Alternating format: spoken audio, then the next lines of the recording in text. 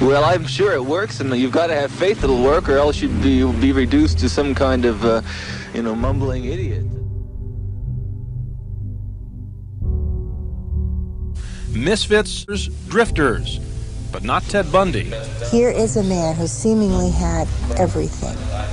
He's intelligent, he's charismatic, he's handsome. He was on his way in the Republican Party. I thought he would be governor of Washington now rather than going to the chair.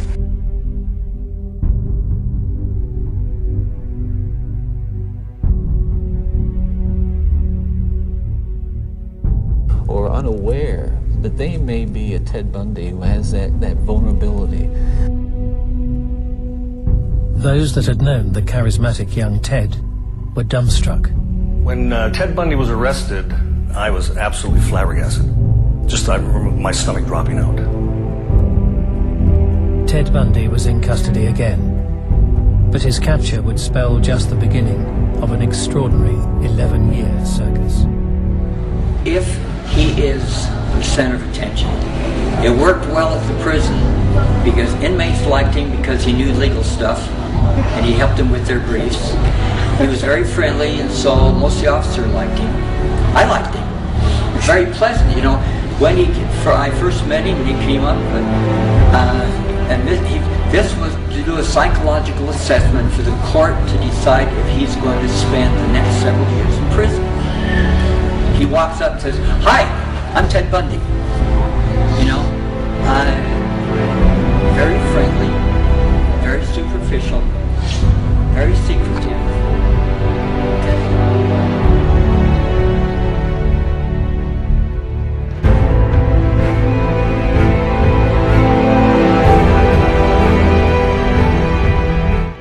No one who knew him would connect the charismatic young Ted Bundy with the man who'd now abducted at least 8 women. My friend and myself commented when it came up that summer that there was a clue of somebody by the name of Ted that had a Volkswagen, and we commented and joked that maybe it's Ted because he's never here, but of course that was really something we didn't consider because of his characteristics. You would never imagine that he would be involved in something like that.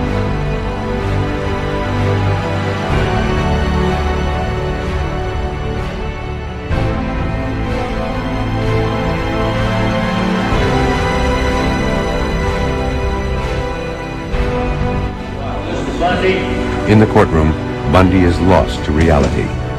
He feels the eyes of the nation upon him, and he revels in the spotlight. He is famous. My name's Ted Bundy. He was a very smooth, very well-educated, very deceptive type individual. He was the type of person that anyone would say that no, it would be impossible for him to be involved in anything such as this.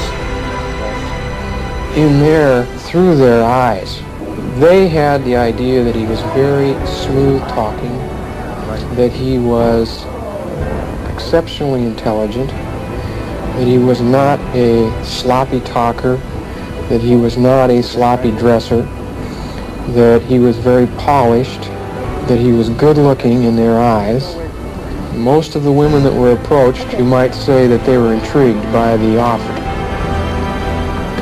What happens after that initial confrontation is something they can't predict, and it's something that we cannot, as law enforcement people, protect against. When Bundy was finally jailed, they were surprised. Every citizen who believes in law and order should spend a couple weeks there and learn how it works. There's some pretty far-out people and some pretty good people in there.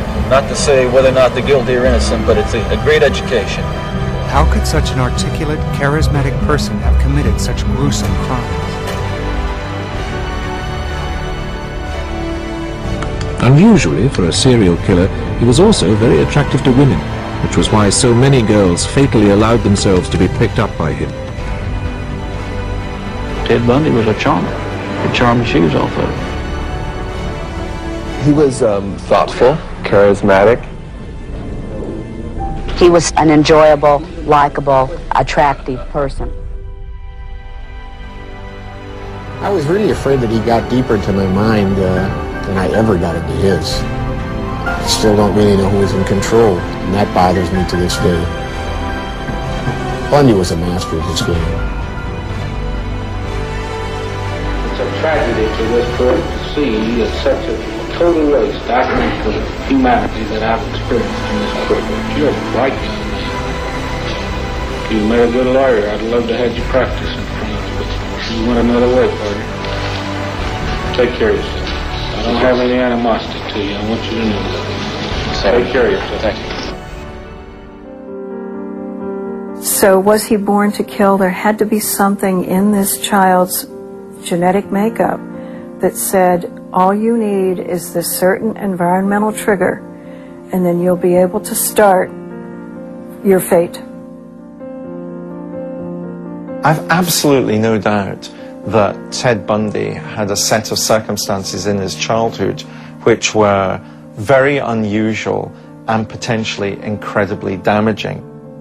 Ted Bundy was not born to be a serial killer. It was a choice that he made as he grew up and felt that there was no other way of resolving some of his underlying psychological problems.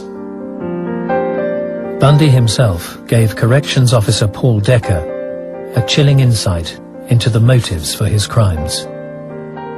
He was resting and kind of relaxed at that point, and I said something to him about, Ted, why did you, what did you do all this for? He says, I liked it. There was no discussion about, it was a mental problem that drove me to it, or any kind of a thing like that. He just enjoyed it.